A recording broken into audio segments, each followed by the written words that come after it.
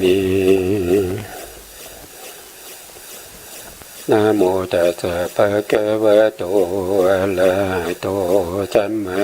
สัมพุทธัสสะนะโมตัสสะภะคะวะโตอะระหะโตสัมมาสัมพุทธัสสะนะโมตัสสะภะคะวะโต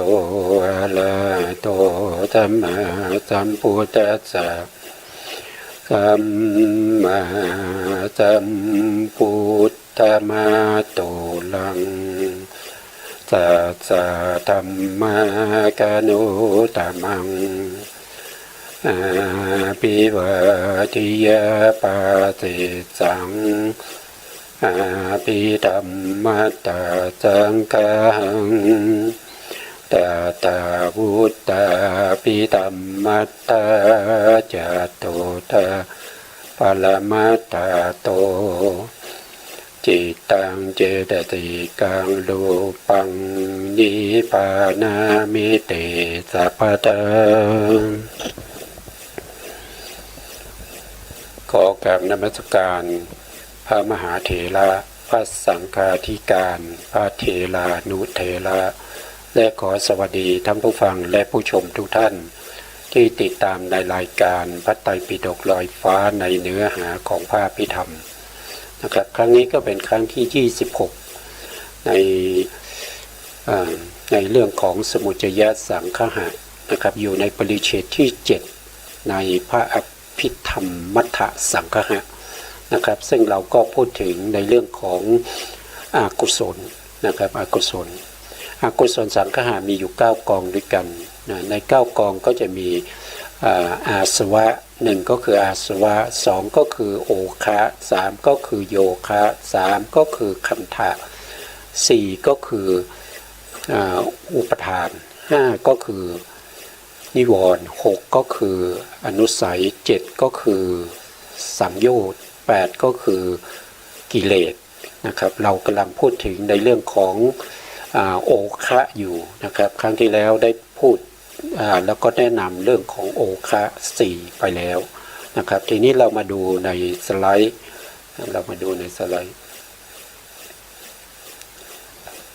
ครับครั้งที่แล้วก็ได้พูดถึง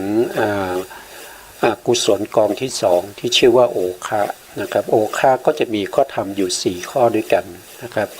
ข้อที่1ก็คือกามโมคะธรรมชาติที่เป็นเครื่องไหลไปใน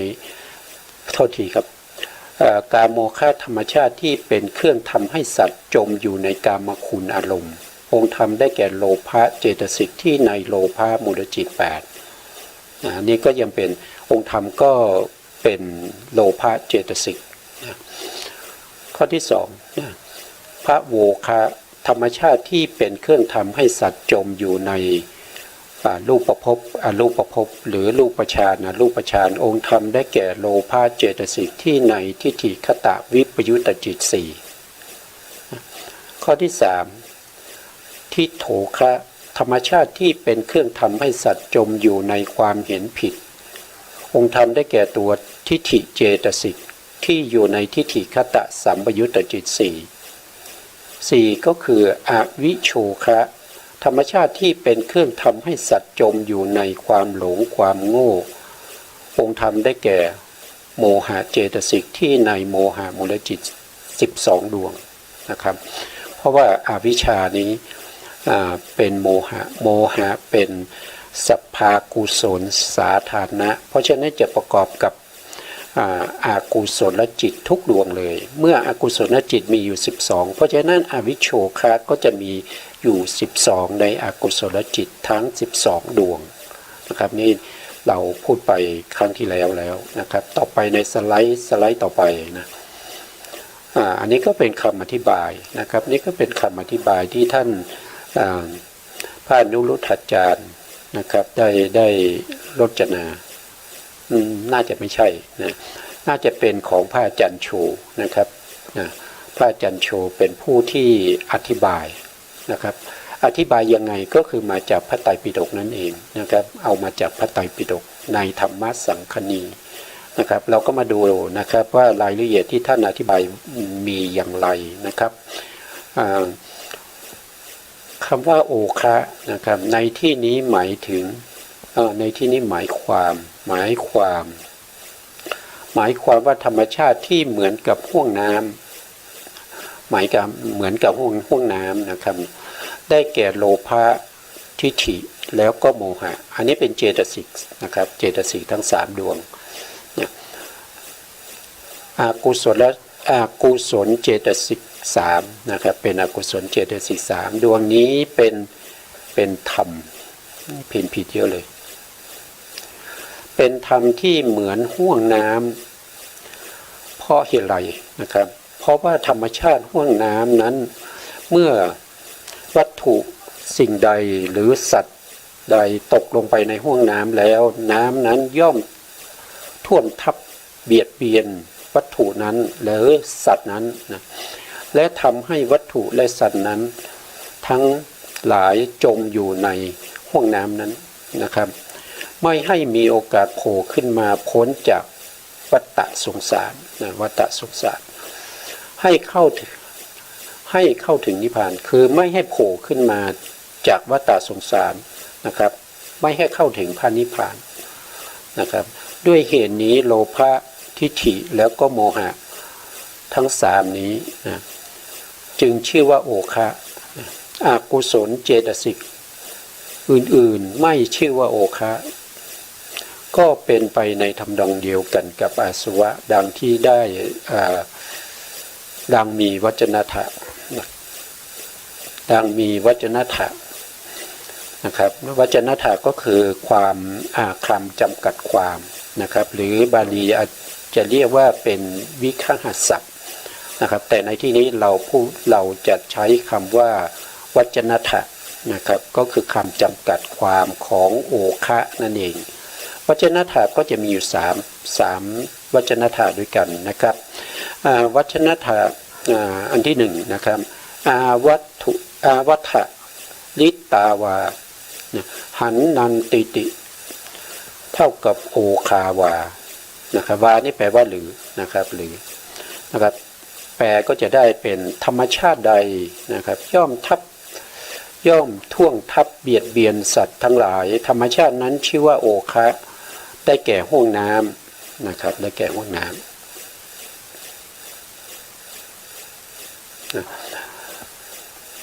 ปกติแล้วนะครับห้วงน้ำเนี่ยมันก็จะเป็นโดยเฉพาะผู้ที่มึนเมานะครับเมื่อตกไปในห้วงน้ำเนี่ยถึงแม้จะว่ายน้ำเป็นนะครับถ้ามึนเมาแล้วมันก็จะจมลงไปนะครับจมลงไปในห้วงน้ำนะซึ่งจะทับถมสัตว์ทั้งหลายให้จมไปแต่ในที่นี้ห้วงน้ำในที่นี้ก็คือหมายถึงวัฏฏะสงสารนั่นเองนะครับวัฏฏะสงสารนะครับทำให้เราเนี่ยจมอยู่ในอบายภูมิ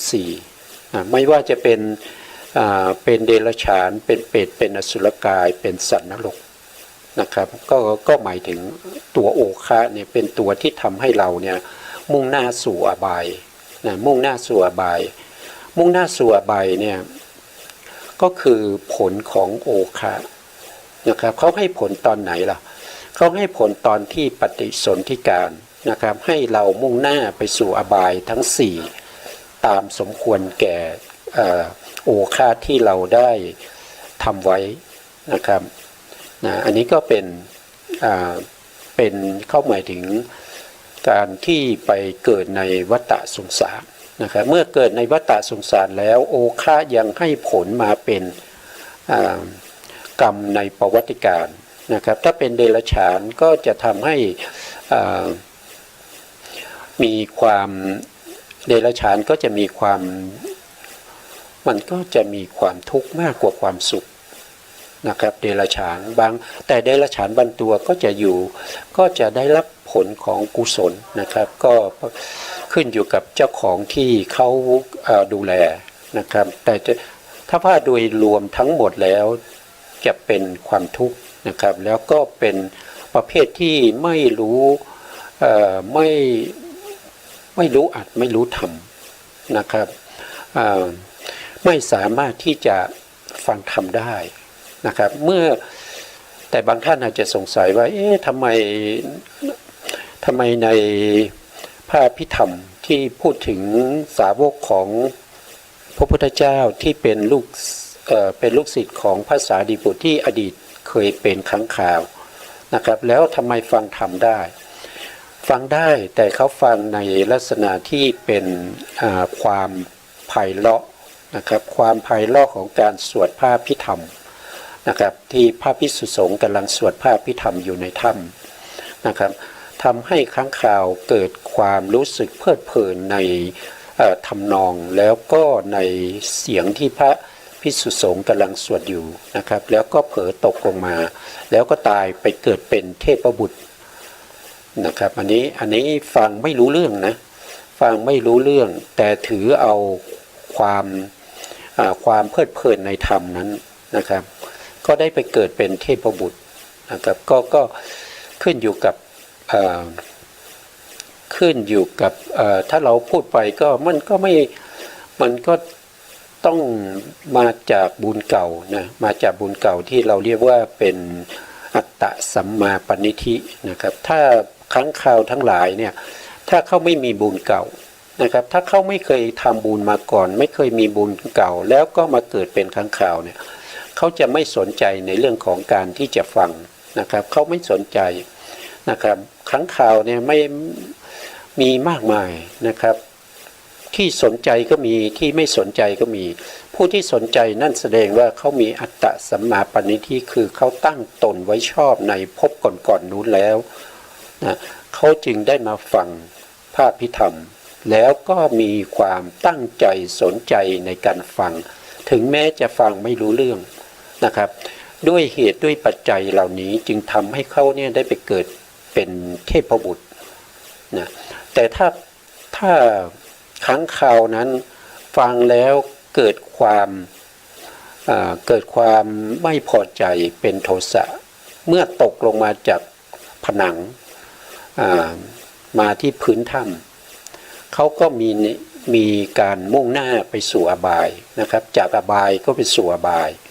นะครับไม่เหมือนกับบุคคลที่เขามีบุญเก่ามานะบุญเก่ามาเขาสร้างบุญเก่ามาแล้วนะครับเพราะฉะนั้นในปัจจุบันนี้นะพระพุทธเจ้าของเราเขาก็ได้มาเกิดเป็นมนุษย์แล้วก็มาเป็นลูกศิษย์ของพระสารีบุตรนะครับแล้วก็เป็นผู้ที่ได้รับฟังพระอภิธรรมนะครับจากพระสารีบุตรนะครับแล้วก็ถ่ายทอดกันมาอยู่จนถึงปัจจุบันนี้นะนั่นก็เป็นจากเดรัจฉานนะครับจากเดรัจฉานที่ฟังธรรมนะครับแต่ก็ไม่รู้เรื่องแต่ก็ยังสามารถที่เป็นเหตุเป็นปัจจัยนะครับด้วยอาศัยอัตตสัมมาปณิธินะครับคือที่มีบุญเก่ามีบารมีมาแล้วนะครับก็ได้ไปเกิดเป็นเทพบุตรนะครับอันนี้ก็ถ้าคนเราเนี่ยไม่ทำบุญไว้ก่อนนะครับอย่างเช่นปัจจุบันเราได้มาเกิดเป็นมนุษย์เนี่ยถ้าเราไม่ทำบุญนะครับเราไม่ทำบุญไม่ว่าจะเป็นการให้ทานรักษาศีลนะครับหรือว่าเจริญภาวนาถ้าเราไม่ทำเนี่ยมันก็เสียอะไรก็คือเสียไปหนึ่งชาตินะครับบุญบารมีเราก็ไม่มีอัตตสัมมาปณิธิเราก็ไม่ดีเพราะฉะนั้นเวลาเราหมดบุญจากความเป็นมนุษย์เนี่ยมันก็จะไปในอบายนะครับเพราะว่าเวลาเราไม่ทำบุญไม่ทำกุศลเนี่ยจิตเราเนี่ยมันก็จะเป็นอกุศลนะครับไม่เป็นคือว่าจิตของเราช่วงที่เป็นชวนาเนี่ยถ้าไม่เป็นกุศลก็ต้องเป็นอกุศลนะครับนะมันเป็นธรรมดาอยู่แล้วสำหรับปุถุชนอย่างพวกเรานะครับเพราะฉะนั้นการที่เราทำบุญเพื่อเป็นเสบียงในการที่จะเดินทางไปในภพต่อไปนะครับไว้เป็นบุญที่เราจะได้ไปเกิดในประเทศที่เป็นพระพุทธศาสนานะครับมีผู้ที่มีความรู้ความเข้าใจในพระธรรมคำสั่งสอนของพระสัมมาสัมพุทธเจ้ายังมีอยู่นะครับเราก็จะได้ไปฟังธรรมจากเขานะครับแต่ถ้าเราไม่มีบุญเนี่ยถ้าเราเกิดมาเป็นมนุษย์เนี่ยเราก็อาจจะไปเกิดในประเทศที่หรือว่าบริเวณที่ไม่มีคำสั่งสอนของพระพุทธเจ้านะครับ คำสั่งสอนของพระพุทธเจ้าหรืออาจจะไม่มีใครรู้นะครับหรืออาจจะมีคัมภีร์อยู่นะครับอาจจะมีพระไตรปิฎกอยู่นะครับเป็นศิลาจารึกนะแต่ไม่มีใครรู้เลยนะครับไม่มีใครรู้เลยไม่มีใครที่จะอ่านออกแล้วก็ได้ความหมายได้อรรถรสมันไม่มีนั่นแสดงว่ามันสูญหายไปหมดแล้วพระธรรมคำสั่งสอนเนี่ยสูญหายไปแล้วมีแต่คัมภีร์แต่ไม่มีใครรู้เรื่องนะครับไม่มีใครอ่านรู้เรื่องเลยแสดงว่ามันสูญไปแล้วนะครับอันนี้ก็ให้พวกเราลองไปคิดดูนะครับว่าการที่เราทำบุญไว้เป็นเสบียงแล้วก็ที่เขาเรียกว่าเป็นอัตตสัมมาปณิธินะครับเป็นบุญเก่าที่เราเคยมีมาก่อนเป็นบารมีที่เราเคยมีมาก่อนเนี่ยเขาจะเป็นตัวที่ชี้นำเราไปเกิดที่ไหนนะครับไปเกิดในประเทศไหนอย่างไรสิ่งแวดล้อมเป็นอย่างไรแล้วเราก็มีอัธยาศัยเป็นอย่างไรเนี่ยมันขึ้นอยู่กับปัจจุบันนี้นะอันนี้ก็ให้พวกเราเข้าใจอย่างนั้นนะครับเพราะว่าถ้าเราไม่ทำบุญมันก็จะเป็นอกุศลนะครับก็จะเป็นอาสวะโอคะโยคะเนี่ยมันก็จะเกิดขึ้นกับเรานะอันนี้ก็เป็นวัจนถะอันที่หนึ่งนะครับส่วนวัจนถะอันที่สองอวะหะนันติโอสีธาเป็นติติโอคาธรรมชาติใดทำให้สัตว์ทั้งหลายจมลงธรรมชาตินั้นชื่อว่าโอคะได้แก่ห้วงน้ำนะครับโอคะนี่เขาแปลว่าห้วงน้ำห้วงน้ำนี้บางครั้งก็จะเป็นน้ำวนก็มีนะครับน้ำวนนะครับทำให้เราตกลงไปในน้ำวนนั้นน้ำวนก็จะทำให้เราจมลงไปถึงแม้คนที่ว่ายน้ำได้นะครับถ้าเขาเห็นถ้าเขารู้ว่ามีห้วงน้ำหรือน้ำวนอยู่ตรงไหนเนี่ยเขาจะไม่เข้าใกล้นะครับเพราะว่ามันจะทำให้เราจมลงไปจมลงไปได้นะครับอันนี้ก็เปรียบเสมือนกับห้วงน้ำนะต่อไปในสไลด์ต่อไปนะครับวจนะถาดที่3นะโอคาวิยาติโอคานะครับวจนะถาดที่3ก็คือหมายความว่าธรรมชาติใดย่อมท่วมทับเบียดเบียนสัตว์ทั้งหลายทำให้สัตว์ทั้งหลายจมลงไปในวัฏสงสารจนถึงอบายเหมือนกับห้วงน้ำฉะนั้นธรรมชาตินั้นชื่อว่าโอคะได้แก่โลภะนะครับทิฏฐิแล้วก็โมหะนะครับตรงนี้ก็บอกชัดเจนนะครับว่าห้วงน้ำนั้นก็คือหมายถึงวัฏสงสารนะครับแต่วัฏสงสารในที่นี้มุ่งหมายเอาเฉพาะอบายภูมิ4นะครับก็จะมีเดรัจฉานมีเปรตมีอสุรกายแล้วก็สัตว์นรกนะครับเพราะว่าโอฆะเป็นอกุศลนะเมื่อมีอกุศลในใจของเรานะเมื่อเกิดขึ้นในใจของเราเนี่ยใจของเราเป็นอกุศลนะในขณะที่จิตของเรากำลังเป็นโอฆะเนี่ยจิตของเรานั้นก็เล่าร้อนกระวนกระวายนะครับไม่มีความสุขจิตก็เศร้าหมองนะเศร้าหมองนะกระสับกระส่ายนะแต่แล้วจิตนั้นเขายัง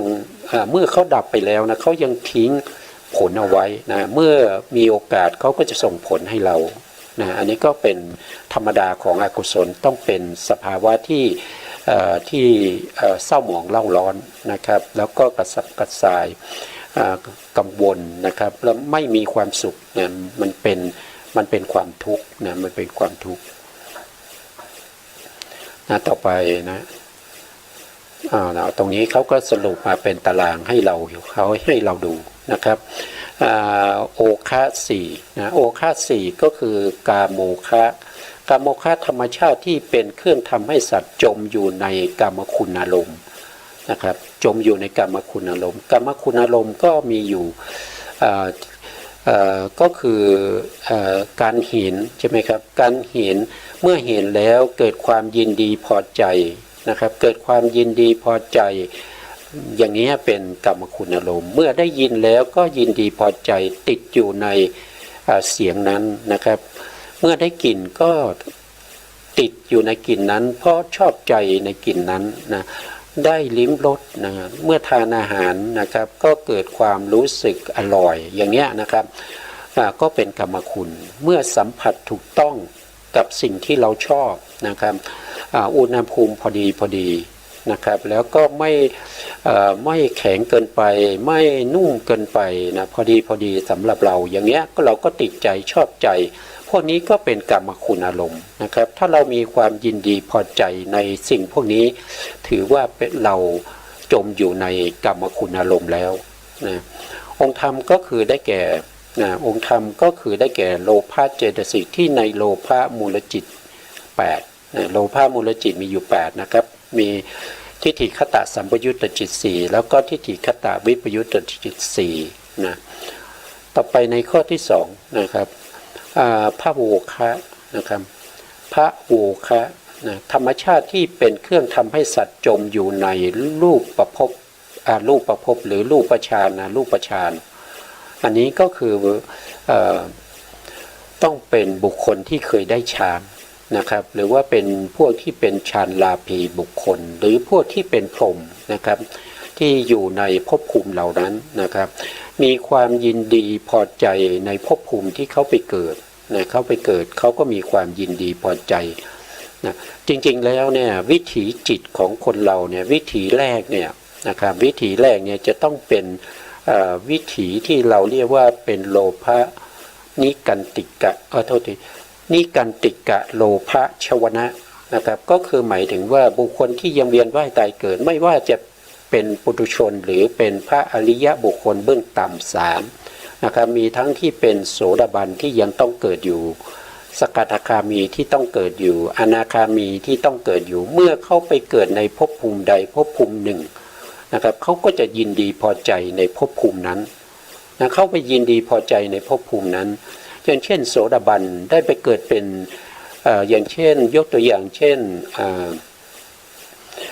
นางวิสาขาใช่ไหมครับนางวิสาขาก็เป็นโสดาบันนะครับตอนนี้ก็ไปเกิดอยู่ในภพภูมิที่เป็นเทวดานะครับก็คือนิมานนรตีนะครับไปอยู่ในภพภูมิที่เป็นเทวดาในชั้นที่5นะครับเทวดาชั้นที่5นะครับเมื่อไปเกิดเป็นครั้งแรกเนี่ยจิตหรือวิถีแรกของนางวิสาขาเนี่ยชาวนาจะต้องเป็นโลภะนะครับที่เราเรียกว่านิกันติกะโลภะชวนะอันนี้เป็นโสดาบันนะเป็นโสดาบันนะครับเขาก็ยังมีความยินดีติดใจในเรื่องของภพภูมิที่เข้าไปเกิดได้นะในลักษณะอย่างนี้ก็ยังถือว่าเป็นพระโวคะได้นะครับไม่จำเป็นคือโดยส่วนมากเนี่ยเขาจะพูดถึงรูปภพอรูปภพนะครับแต่ในกามภูมิก็มีเหมือนกันนะครับกามภูมิก็มีเหมือนกันในส่วนที่ยินดีภพชาตินะครับอย่างเช่นปุถุชนเรานะครับเมื่อตายแล้วก็มาเกิดเป็นมนุษย์นะครับเกิดเป็นมนุษย์แต่เป็นอีกบุคคลหนึ่งนะครับเขาก็มีความยินดีพอใจในความเป็นมนุษย์ในความเป็นมนุษย์ในวิถีแรกนั่นก็แสดงว่าเขาก็ยังมีความยินดีติดใจในภพภูมิที่เขาเกิดได้เกิดเป็นมนุษย์อย่างเงี้ยก็ติดใจยินดีนะครับไม่ว่าจะเป็นเดรัจฉานนะครับไม่ว่าจะเป็นเปรตนะครับอย่างยกตัวอย่างอสุรกายนะอสุรกายก็จะมีอยู่3อย่างใช่ไหมครับมีเทวะอสูรนิรยะอสูรแล้วก็มีอะไรมีเทวะอสูรนะครับแล้วก็มีอสูรที่อยู่ใต้เขาสิเนรุที่หิน3เศร้านะครับที่เราเรียกว่าเป็นเดิมทีเนี่ยเขาอยู่ที่ชั้นดาวดึงส์นะครับเขาอยู่ในชั้นดาวดึงส์แต่ถูกเท้าสกะนะครับถูกเท้าสกะนี้หม่อมเหล้าแล้วก็โยนลงมาจากดาวดึงส์นะครับก็เลยมาอยู่ใต้เขาสิเนรุนะครับถึงแม้เข้าไปเกิดเป็นอสูรเนี่ยเขาก็จะมีความยินดีติดใจในภพชาติได้เพราะว่าวิถีแรกของเขาก็เป็นโลภะชวนะเช่นเดียวกันนะครับ นิกันติกะแปลว่าติดใจนะครับติดใจด้วยโลภะที่เป็นชวนาวิถีแรกของสัตว์ทั้งหลายที่ยังต้องเวียนว่ายตายเกิดนะครับต้องเวียนว่ายตายเกิดนั่นก็แสดงว่านะครับไม่ว่าจะเป็นสัตว์นรกนะครับไม่ว่าจะเป็นเดรัจฉานเป็นเปรตเป็นอสุรกายเป็นมนุษย์เป็นเทวดาหรือว่าเป็นพรหมทั้งหลายเนี่ยก็ติดใจในภพภูมิที่ตัวเองไปเกิดนะครับอันนี้เป็นโดยธรรมชาติโดยที่เราเรียกว่าเป็นจิตตนิยามนะครับเป็นจิตตนิยามก็คือกฎของจิตวิถีแรกของบุคคลทั้งหลายจะต้องเป็นนิกันติกะโลภะชวนะด้วยกันทุกท่านนะครับก็ติดใจในภพภูมิที่ไปเกิดถึงแม้จะดีหรือไม่ดีเขาก็มีความยินดีพอใจนะครับในภพภูมิที่เขาไปเกิดนะครับส่วนข้างหรือตรงนี้เนี่ยนะครับที่เป็นรูปฌานแล้วก็อรูปฌานตรงนี้จะต้องเป็นเฉพาะบุคคลที่เป็นฌานลาภีบุคคลหรือเป็นบุคคลที่เคยได้ฌานมานะครับเคยได้ฌานมาแล้วหรือว่าฌานเสื่อมไปนะพวกนี้ก็จะรู้สึกถึงความอยากได้หรือความยินดีติดใจในฌานที่ตัวเองได้นะก็จะถ้าว่าไปแล้วก็กว้างขวางนะครับก็กว้างขวางนะครับเพราะว่าพูดถึงภพชาติเนี่ยมันกว้างขวางนะครับแล้วองค์ธรรมก็คือได้แก่โลภะเจตสิกโลภะเจตสิกที่อยู่ในทิฏฐิคตวิปยุตนะที่อยู่ในทิฏฐิคตวิปยุตนะครับต่อมาในข้อที่3นะครับข้อที่3ก็คือทิฏโถคะนะครับธรรมชาติที่เป็นเครื่องทำให้สัตว์จมอยู่ในความเห็นผิดนะความเห็นผิดนี้ก็มีมากมายนะครับถ้าว่าโดยในพระสูตรในพรหมชาลสูตรนี้ก็จะแสดงเรื่องของทิฏฐิก็คือความเห็นผิดอยู่62ประการนะครับแล้วก็นอกจากนั้นว่าโดยคร่าวๆก็จะมีที่เราลืมไม่ได้เลยนะครับนั่นก็คือสักยทิฏฐิสักยทิฏฐินี้ถ้าเราไม่ได้เป็นพระอริยบุคคลเนี่ยจะมีด้วยกันทุกคนนะครับจะมีด้วยกันทุกคนไม่ว่าบุคคลคนนั้นจะเป็นบุคคลที่มีความรู้ความเข้าใจในพระธรรมคำสั่งสอนของพระสัมมาสัมพุทธเจ้านะครับได้ศึกษาได้เล่าเรียนเกิดความแตกฉานนะครับในพระไตรปิฎกเป็นผู้ทรงจำไว้ซึ่งพระธรรมคำสั่งสอนของพระพุทธเจ้าแต่ว่าเขายังไม่ได้เป็นพระอริยบุคคลเขายังมีความเห็นผิดที่เราเรียกว่าเป็นสักยทิฏฐิก็คือเห็นเป็นตัวเป็นตนผู้นี้นะครับเพราะว่าเขายังไม่ได้เป็นโสดาบันทิฏฐินี้จะกำจัดได้ด้วยโสดาปัตติมรรคนะครับโสดาปัตติมรรคจะเป็นตัวที่กำจัดทิฏฐิแล้วก็วิจิกิจฉานะครับแล้วก็ทำอกุศลอื่นๆให้เบาบางนะครับก็ด้วยอำนาจของโสดาปัตติมรรคนั่นเองเป็นตัวที่จะกำจัดตัวทิฏฐิแล้วก็ตัวทิฏฐินี้ถ้าเกิดแก่บุคคลใดแล้วเนี่ยมันจะเป็นโทษอันมหันต์นะเพราะว่าบุคคลนั้นเขาจะเมื่อเขามีความคิดเห็นที่ผิดเนี่ยเขาจะไม่เก็บไว้นะเขาจะไม่เก็บไว้เขาจะพยายามที่จะเผยแผ่ความเห็นผิดของเขาเนี่ยให้คนอื่นได้รับรู้นะครับในสมัยพุทธกาลเนี่ยถ้าพูดถึงเรื่องของการที่บุคคลที่นับถือศาสนาพุทธก็มีไม่พูดถึงมนุษย์นะครับเพราะพูดถึงเฉพาะมนุษย์มันก็ไม่ได้มีมากมายนะครับก็มีเฉพาะส่วนหนึ่งเท่านั้นบุคคลที่เขามีความเห็นผิดนะก็ยังมีมากนะครับไม่ว่าจะเป็นในประเทศอินเดียนะครับที่ครูทั้ง6นะครับมีอุลัมนะกันสปะเนี่ยนะครับก็เป็นต้นนะครับครูทั้ง6เนี่ยสัญชัยซึ่งเคยเป็น อาจารย์ของพระสารีบุตรและพระโมคคัลลานะเนี่ยก็เป็นประเภทที่มีความเห็นผิดนะ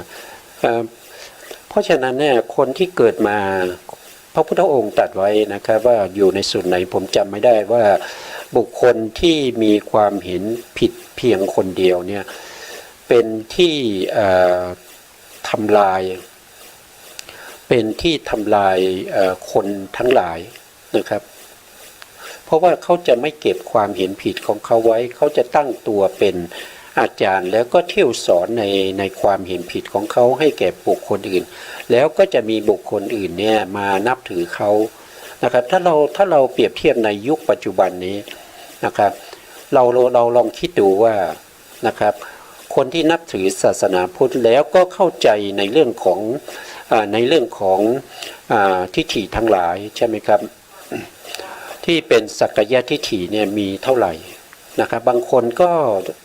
ได้แต่ชื่อนะครับว่านับถือศาสนาพุทธตามบิดามารดาบรรพบุรุษเท่านะครับแต่ว่าการประพฤติปฏิบัติเนี่ยเขาก็ยังไม่สามารถที่จะเข้าถึงพระธรรมคำสั่งสอนของพระสัมมาสัมพุทธเจ้าได้นะครับแล้วก็ถ้าพูดไปก็ลำบากนะครับลำบากอยู่ไม่อยากจะพูดเรื่องความเห็นผิดนะครับเราจะต้องได้ศึกษาอีกทีหนึ่งนะครับมีความเห็นผิดพื้นฐานก็คือสักกายทิฏฐิใช่ไหมครับแล้วก็ยังมีนิยตามิจฉาทิฏฐิ3นะครับอันคาหิตกะทิฏฐิอีก10นะครับแล้วก็ทิฏฐิ62นะครับแล้วก็มีสาขาแยกย่อยออกไปอีกนะครับตามแต่ความเห็นของสัตว์โลกทั้งหลายนะครับนี่เป็นความเห็นผิดที่มากมายนะความเห็นผิดนี้เป็นโทษอันมหันต์นะเพราะฉะนั้นการที่การปฏิบัติธรรมให้ได้เป็นพระอริยะเนี่ยจุดมุ่งหมายแรกเนี่ยเขาจะทำลายเสียซึ่งทิฏฐิความเห็นผิดนะถ้าเกิดว่าโสดาปัตติมรรคเนี่ยสมมตินะครับว่าถ้าโสดาปัตติมรรคเนี่ยไม่ประหารทิฏฐิเจตสิกโดยความเป็นสมุจเฉทแล้วเนี่ยมันจะเกิดอะไรขึ้นมันจะเกิดอะไรขึ้นเหมือนกับเหมือนแม้กระทั่งโทสะนะแม้กระทั่งโทสะนี่ที่ว่าร้ายๆที่ว่ามีโทษมากเนี่ยก็ยังไม่มากเท่ากับตัวทิฏฐินะทำไมพูดอย่างนั้นก็พูดถึงถ้าเราศึกษาในเรื่องของกรรมเนี่ยเราจะเห็นได้ว่ากรรมหนักเนี่ยโดยที่เราเข้าใจก็คือเป็นอนันตริยกรรม5นะครับหรือปัญจนันตริยกรรม5มีการฆ่าบิดามันฆ่ามารดาฆ่าพระอรหันต์ทำพระพุทธเจ้าให้ห่อพระโลหิตแล้วก็ทำลายสงฆ์ให้แตกกันพวกนี้เป็นกรรมหนักนะครับเป็นกรรมหนักแต่พระพุทธเจ้าได้แสดงไว้นะครับกรรมหนักเนี่ยไม่ใช่มีเฉพาะ5นะครับมันยังมีที่เรียกว่าเป็นนิยตามิจฉาทิฏฐิ3นะนิยตามิจฉาทิฏฐิ3เนี่ยก็เป็นกรรมที่หนักกว่าปัญจนันตริยกรรมนะครับถ้าใครทำนะกรรมนิยตามิจฉาทิฏฐิ3นะครับหรือว่าอันใดอันหนึ่งนะครับก็จะมีหนึ่งก็คือนัตถิกะทิฏฐิใช่ไหมครับก็คือไม่เห็นว่าการทำบุญไม่มีผลติดแน่นอยู่ในขันธสันดานโดยไม่สามารถที่จะแก้ไขได้แม้แต่พระสัมมาสัมพุทธเจ้ายังไม่สามารถที่จะแก้ไขให้ได้นะ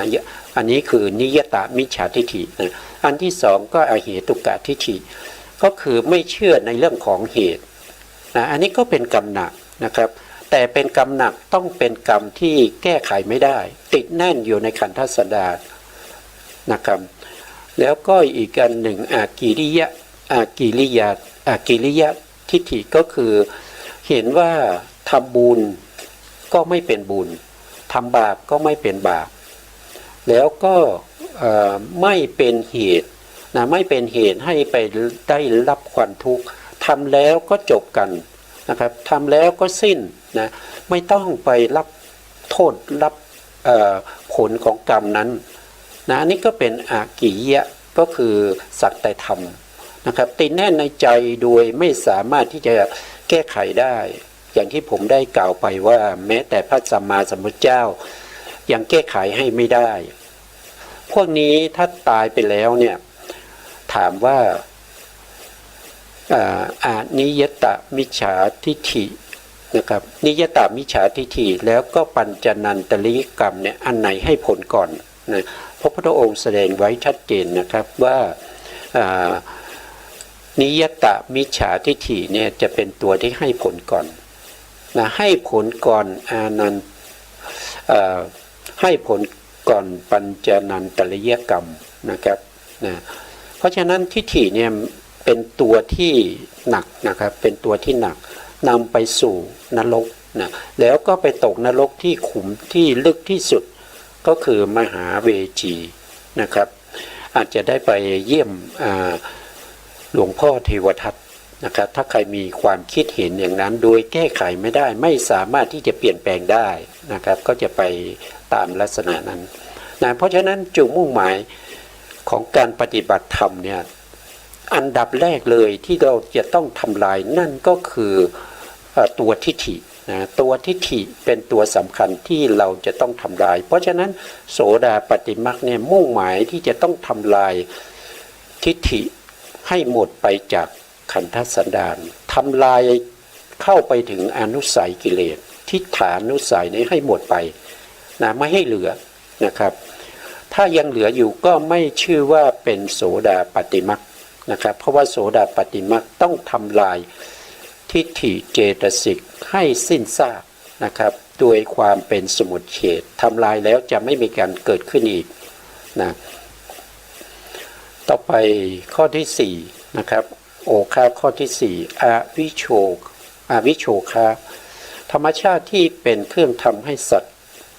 จมอยู่ในความหลงความโง่นะครับองค์ธรรมก็ได้แก่โมหะเจตสิกที่ในโมหะมูลจิต12อันนี้เราได้พูดไปครั้งหนึ่งนะครับว่าความหลงความโง่ความไม่รู้ในที่นี้เนี่ยเรามุ่งหมายว่าความไม่รู้8อย่างด้วยกันใช่ไหมครับไม่รู้ในเรื่องของขันธ์อายตนะธาตุที่เป็นอดีตไม่รู้ในเรื่องของขันธ์อายตนะธาตุที่เป็นอนาคตแล้วก็ทั้งที่เป็นอดีตแล้วก็เป็นอนาคตอันนี้ก็ได้3ใช่ไหมแล้วก็ไม่รู้ในเรื่องของอริยสัจสี่ไม่รู้จักอะไรเป็นทุกขสัจ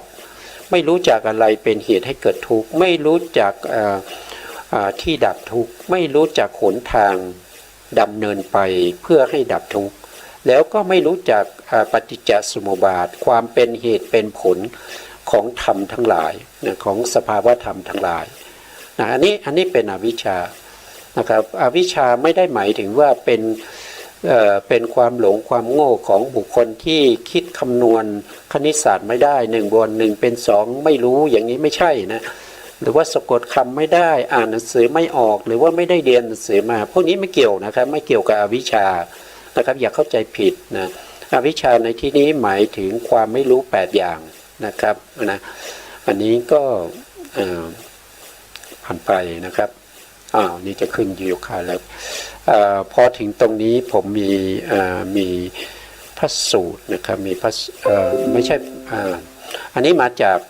พระไตรปิฎกนะครับมีมาจากพระไตรปิฎกในอภิธรรมปิฎกนะธรรมสังคณีนะธรรมสังคณีในเล่มที่1ภาคที่1หน้าที่176นะครับ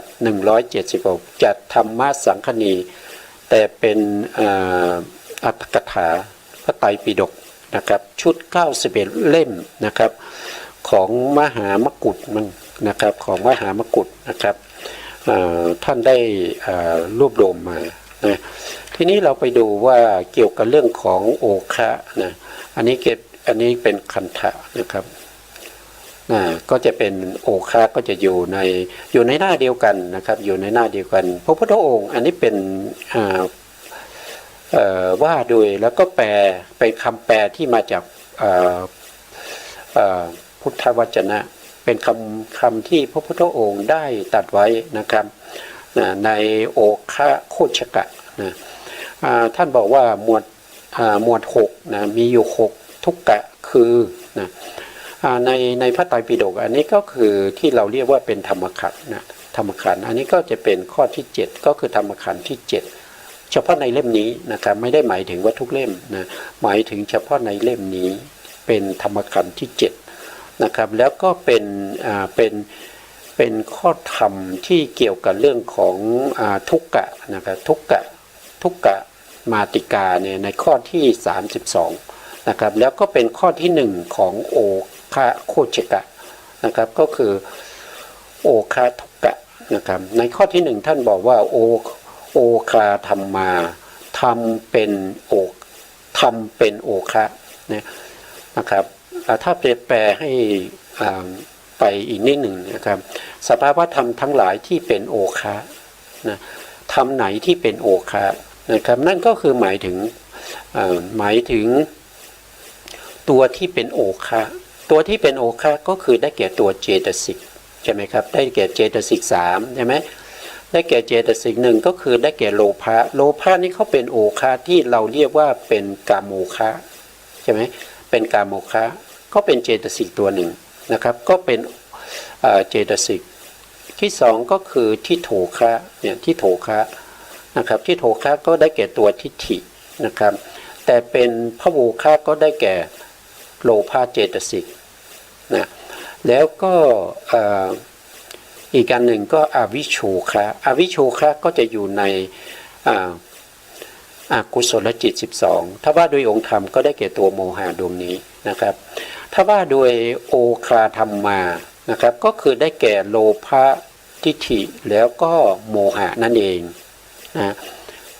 ก็ได้แก่อย่างนั้นนะครับก็ได้แก่ทำอย่างนั้นทีนี้ถ้าถามว่าโนโอคาธรรมา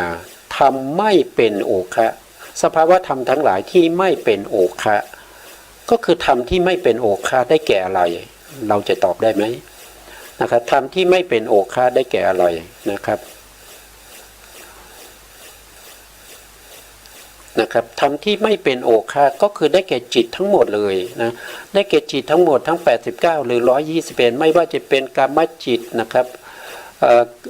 กามาวจรจิต56นะครับหรือว่าจะเป็นมหคตาจิต27หรือว่าเป็นโลกุตระจิต8หรือ40เนี่ยเขาไม่ได้เป็นโอคะเลยนะครับถึงแม้จะเป็นอกุศลจิต12ก็ไม่ได้เป็นโอคะนะครับตัวโอคะเรารู้แล้วว่าเป็นเฉพาะเจตสิก3ดวงนั่นก็คือได้แก่โลภะใช่ไหมโลภะทิฏฐิแล้วก็โมหะเพราะฉะนั้นธรรมที่ไม่เป็นโอคาเนี่ยก็คือได้แก่จิตทั้งหมดแล้วก็เจตสิกเจตสิก49เว้นอะไรเว้นโลภะเว้นทิฏฐิแล้วก็เว้นโมหะนะครับแล้วก็ลูก28ก็ไม่ได้เป็นโอคานะแล้วก็นิพพานก็ไม่ได้เป็นโอคาเพราะฉะนั้นโอคาธรรมเนี่ยก็จะมีอยู่3อย่างเท่านั้นเองนะอันนี้พระพุทธองค์ก็ได้แสดงไว้นะครับก็แสดงไว้อยู่แค่6เท่านั้นเองนะครับมีอยู่6ข้อด้วยกันนะทีนี้เราก็ดูนะครับเราก็ดูเพื่อให้เราเนี่ยได้เข้าใจนะครับต่อไปในข้อที่2นะในข้อที่2ของโอคะนะครับตรงนี้ท่านบอกว่าโอคานิยาทุกกะนะครับโอคานิยานี่ก็คือเป็นอารมณ์นะเป็นอารมณ์ของโอคะนะครับทีนี้เรามาดูนะครับเรามาดูว่าโอคานิยาธรรมาสภาวธรรมทั้งหลายที่เป็นอารมณ์ของโอคะทีนี้ไม่ได้หมายถึงตัวโอคะนะครับแต่หมายถึงว่าเป็นอารมณ์ของโอคะนะเข้าใจนะครับเป็นอารมณ์ของโอคะอารมณ์ของโอคะก็คือได้แก่จิตเท่าไหร่โลกิยะจิต81ใช่ไหมครับโลกิยะจิต81แล้วก็เจตสิก52เจตสิก51เว้นไปตัวหนึ่งนะครับเว้นตัวที่เป็นผู้รู้นะครับเมื่อบางครั้งก็ถ้าเราพูดถึงตัวโลภะเป็นผู้รู้อารมณ์ใช่ไหมผู้รู้อารมณ์ก็จะมีก็เว้นโลภะออกไปก็จะเหลืออยู่51เพราะว่าทิฏฐิก็ถูกโลภะรู้ได้ใช่ไหมครับ โมหะก็ถูกโลภะรู้ได้บางทีโมหะเป็นตัวรู้นะครับโลภะทิฏฐิก็เป็นผู้ถูกรู้ได้เหมือนกันนะก็จะเป็นลักษณะนี้แล้วก็รูป28เนี้ยเป็นอารมณ์ของโอคาได้นะโอคาสามารถเอาเป็นอารมณ์ได้แต่โอคาเนี่ยไม่สามารถที่จะเอาโลกุตระจิต8นะครับหรือ40นะโลกุตระจิต8หรือ40แล้วก็พระนิพพานอีกหนึ่งเป็นอารมณ์ได้นะครับพูดง่ายๆก็คือไม่โอคาเนี่ยไม่สามารถที่จะเอาโลกุตระธรรม9เป็นอารมณ์ได้นะตรงนี้ต่อไปนะครับโอคานิยาธรรมาธรรมที่เป็นอารมณ์สภาวะธรรมทั้งหลายไม่เป็นอารมณ์ของโอคะนะไม่เป็นอารมณ์ของโอคะก็คือที่ผมพูดเมื่อตะกี้ก็คือโลกุตระธรรม9มรรค4ผล4นิพพาน1นะครับอันนี้ก็ให้พวกเราได้ศึกษานะครับได้ศึกษาเพราะว่าเราจะได้ศึกษาโดยละเอียดอีกทีหนึ่งก็อยู่ในชั้นจุฬาเอกนะครับเรื่องของมาติกานะครับอยู่ในธรรมสังคณีเราจะเข้าไปเปิดพระไตรปิฎกธรรมสังคณีอีกครั้งหนึ่งนะครับในชั้นจุฬาเอกนะในชั้นหน้านะครับเพราะว่าชั้นนี้เราก็เรียนในเรื่องของปกิณกะสังคหะนะครับแล้วก็สมุจยสังคหะอยู่นะครับในชั้นหน้าเราก็จะเข้าไปเปิดพระไตรปิฎกในธรรมสังคณีเราก็จะได้เรียนบนนี้นะครับแต่ตรงนี้ผมได้พูดคร่าวๆให้เราเข้าใจถึงคำว่าโอคาที่เป็นห่วงน้ำทับถมสัตว์ทั้งหลายนะต่อไปนะครับโอคะสัมปยุตตะทุกกะสัมปยุตนี่แปลว่าประกอบนะครับท่านบอกว่าสภาวะธรรมทั้งหลายที่ประกอบด้วยโอคะนะครับที่ประกอบด้วยโอคะนะก็จะมีอยู่2ข้อด้วยกันนะก็คือโอคะสัมปยุตตาธรรมาสภาวะธรรมทั้งหลายที่สัมปยุตหรือว่าประกอบด้วยนะประกอบด้วยโอคะได้แก่อะไรท่านถามอย่างนั้นนะครับธรรมที่ประกอบด้วยโอคะก็คือได้แก่อะไรเราก็ดูในแผนภูมินะครับในแผนภูมิเนี่ยสภาวะธรรมทั้งหลายที่ประกอบด้วยโอคะสภาวะธรรมทั้งหลายที่ประกอบสภาวะธรรมทั้งหลายที่ประกอบด้วยโอคะสภาวะธรรมทั้งหลายประกอบด้วยโอคะก็คือได้แก่อกุศลจิต12นั่นเองนะครับได้เพราะว่าโลภะเจตสิกทิฏฐิเจตสิกแล้วก็โมหะเจตสิกเนี่ยมาเกิดอยู่ในอกุศลจิต12ใช่ไหมครับเพราะฉะนั้นสภาวธรรมที่ประกอบกับโอภาก็คือได้แก่อกุศลจิต12แล้วก็เจตสิกอื่นๆที่ไม่ใช่โอคะองค์ธรรม3นะที่ไม่ใช่โลภะที่ไม่ใช่ทิฏฐิแล้วก็ไม่ใช่โมหะอันนั้นนะครับก็คือสภาวธรรมที่ประกอบด้วยโอคะนะต่อไปนะครับโอคาวิปยุตตาธรรมาธรรมทั้งหลายที่ไม่ประกอบด้วยโอคะสภาวธรรมทั้งหลายที่ไม่ประกอบด้วยโอคะท่านอันนี้ก็คือยกเว้นอกุศลนั่นเองนะครับยกเว้นเฉพาะอกุศลใช่ไหมครับอย่างเช่นในเหตุกะจิต18นี่ก็ไม่มีโอคะประกอบนะครับแล้วก็ในส่วนที่เป็นการมาวจรโสภณจิต24ก็ไม่มีโอคะประกอบนะในส่วนที่เป็นมหคตาจิตที่เป็นรูปาวจระหรือว่าอรูปาวจระก็ไม่ประกอบด้วยโอคะแล้วก็โลกุตระก็ไม่มีโอคะประกอบแล้วก็นิพพานก็ไม่มีโอคะประกอบรูป28ก็ไม่ประกอบด้วยโอคะนะครับแล้วก็เจตสิกตรงนี้เจตสิกตรงนี้โสภณเจตสิกไม่ได้ประกอบด้วยโอคะนะครับแล้วก็มีเจตสิกบางดวงที่อยู่ที่เป็นอัญญสมณะนะครับที่เกิดในไหนนะที่เกิดในโสภณจิตนะครับแล้วก็อเหตุกะจิตพวกนี้เนี่ยพวกนี้ตั้งแต่พวกนี้ลงมาเนี่ยนะครับ ก็จะไม่ประกอบด้วยโลภะแต่อัญญสมานะเจตสิกที่ประกอบอยู่ในอกุศลจิต12เนี่ยเป็นส่วนที่ประกอบด้วยโอคะนี่ก็ฟังคร่าวๆไปก่อนนะครับให้คุ้นหูนะให้คุ้นหูเมื่อถึงเวลาที่เราไปเรียนในเรื่องของมาติกาเราก็จะได้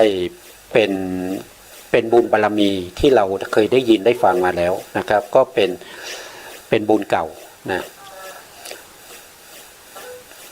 ต่อมานะครับในโอคานิยาทุกกะนะในข้อที่ 1โอคาเจวะธรรมาโอคานิยาจะทำเป็นโอคะและเป็นอารมณ์ของโอคะอันนี้หมายถึงว่าสภาวะธรรมทั้งหลายที่เป็นโอคะด้วยแล้วก็เป็นอารมณ์ของโอคะด้วยก็ได้แก่โอคะองค์ธรรม3นั่นเองเพราะว่าเขาเป็นโอคะด้วยแล้วเขาก็เป็นอารมณ์ซึ่งกันและกันนะครับอย่างเช่นโมหะก็เป็นอารมณ์ของโลภะทิฏฐิได้หรือว่าโลภะทิฏฐิก็เป็นอารมณ์ของโมหะได้อย่างเงี้ยนะครับนะต่อไปนะครับในข้อต่อไปก็โอคานิยาเจวะธรรมาโนจะโอคาสภาวธรรมทั้งหลายเป็นอารมณ์ของโอคะแต่ไม่เป็นโอคะหมายถึงว่าสภาวธรรมที่ไม่เป็นโอคะแต่เป็นอารมณ์ของโอคะได้นะอันนั้นก็คือได้แก่จิตพวกนี้นะครับได้แก่จิตคือเว้นอกุศลจิต12ออกไปก่อนนะครับเว้นอกุศลจิต12ออกไปก่อนเพราะว่าเขาเป็นอารมณ์ได้แต่เขาไม่ได้เป็นโอคะนะครับนะแล้วก็ยังมีในส่วนที่เป็นอเหตุกจิตใช่ไหมครับมีในส่วนที่เป็นพูดง่ายๆก็คือจิตเนี่ยจิตโลกิยะจิต81ก็แล้วกันนะครับโลกิยะจิต81นะครับมีกามจิต54มีมหคตาจิต27นะครับรวมแล้วก็จะเป็น81นะครับ81จิต81เนี้ยเขาเป็นอารมณ์ของโอคะได้แต่ตัวเขาเนี่ยไม่ได้เป็นโอคะนะครับแล้วก็เจตสิกนะเจตสิกเว้น3นะเว้นโลภะทิฏฐิแล้วก็โมหะนะครับนอกนั้นเป็นอารมณ์ของโอคะได้แล้วก็รูป28นะครับรูป28ทั้งหมดเป็นอารมณ์ของโอคะได้แต่นิพพานนี่เป็นอารมณ์ของโอคะไม่ได้นะครับแล้วก็โลกุตละจิตนี่เป็นอารมณ์ของโอคะไม่ได้นะต่อไปข้อที่5นะครับข้อที่5โอคาสัมปยุตตะทุกกะนะครับโอคาเจวะธรรมาโอคาสัมปยุตตาสภาวะธรรมทั้งหลายที่เป็นโอคะและประกอบด้วยโอคะทีนี้อันนี้จะยุ่งนิดหนึ่งนะครับสำหรับผู้ที่ไม่เคยฟังมาก่อนเขาก็บอกว่าตัวที่มันเป็นโอคะแล้วก็ประกอบด้วยโอคะนั้นได้แก่อะไรนะครับก็คือได้แก่นะเราก็ไปดูนะครับเราดูที่อกุศลจิตนะครับเขาบอกว่าเป็นโอคะแล้วก็ประกอบด้วยโอคะด้วยนะครับก็อยู่ตรงนี้นะครับในโลภะมูลจิต8ใน4ดวงข้างหน้านี้นะ4ดวงข้างหน้านี้มีโอคะประกอบด้วยโอคะด้วยนะโอคะที่ประกอบกันเนี่ยก็ได้ทั้ง3เลยไม่ว่าจะเป็นโมหะเจตสิกหรือว่าเป็นโลภะเจตสิกหรือว่าเป็นทิฏฐิเจตสิกก็จะอยู่ในจิต4ดวงนี้นะครับเพราะฉะนั้นโอคะประกอบด้วยโอคะก็ได้แก่โอคะธรรมที่เกิดในโลภะมูลจิตประเภทที่เป็นทิฏฐิคตะสัมปยุตอันนี้ประกอบทั้ง3เลยนะส่วนข้างหลังตรงนี้เป็นทิฏฐิคตะวิปยุตนะทิฏฐิคตะวิปยุตเนี่ยก็จะมีโอคะธรรมนี้ประกอบอยู่แค่2อย่างนะครับนั่นก็คือได้แก่โลภะกับโมหะนะโลภะกับโมหะก็จะประกอบตรงนี้เพราะไม่มีทิฏฐิ เพราะเป็นทิฏฐิคตาวิปยุตนะครับก็จะประกอบอยู่ตรงนี้นะครับส่วนที่เหลือเนี่ยก็จะเป็นเดี๋ยวผมดูนี้นะเขาบอกว่าเป็นโอคะด้วยประกอบด้วยโอคะนะครับเพราะฉะนั้นในส่วนที่เหลือก็คือโทสะมลจิต2แล้วก็โมหะมลจิต2เนี่ยมีโอคะเกิดอยู่ในนี้แต่ไม่มีโอคะอื่นประกอบไม่มีโอคะอื่นประกอบเพราะฉะนั้นก็ไม่ถือว่าเป็นองค์ธรรมในข้อที่หนึ่งนี้นะต่อไปในข้อที่สองนะครับโอคาสัมปยุตตาเจวะธรรมาโนจะโอคานะครับสภาวะธรรมทั้งหลายที่ประกอบด้วยโอคะแต่ไม่เป็นโอคะทีนี้ประกอบด้วยโอคะแต่ไม่เป็นโอคะนะครับก็คือได้แก่อกุศลจิต12เนี่ยเขาไม่ได้เป็นโอคะแต่เขาประกอบด้วยโอคะประกอบด้วยโอคะที่เป็นโลภะเจตสิกทิฏฐิเจตสิกแล้วก็โมหะเจตสิกแล้วก็เจตสิกอื่นๆนะครับยกเว้นโลภะทิฏฐิแล้วก็โมหะที่อยู่ในอกุศลจิต12นะครับประกอบด้วยโอคะแต่ไม่เป็นโอคะนะครับต่อไปครับในข้อที่6นะครับโอคาวิปยุตนะถ้าดูเวลาจะหมดแล้วนะครับก็เอาไว้แค่นี้ก่อนนะครับเอาไว้แค่นี้ก่อนวันนี้เราก็พูดไปว่าก็เยอะเหมือนกันนะครับเวลาเราหมดแล้วนะการเรียนพระอภิธรรมก็อย่างนี้นะครับเราจะหาองค์ธรรมนะถ้าเรามีรู้เรื่องขององค์ธรรมดีเนี่ยรู้เรื่องของแผนภูมิที่ผมนำมาเสนอตรงนี้ไม่ว่าจะเป็นจิต89เจตสิก52รูป28หรือว่านิพพานที่เป็นปรมัตถธรรม4นี้ถ้าเราเข้าใจเนี่ยอภิธรรมเนี่ยมันก็จะสรุปลงตรงนั้นหมดนะครับเพราะฉะนั้นเราก็จะเข้าใจไปตามนั้นเลยนะแต่เราก็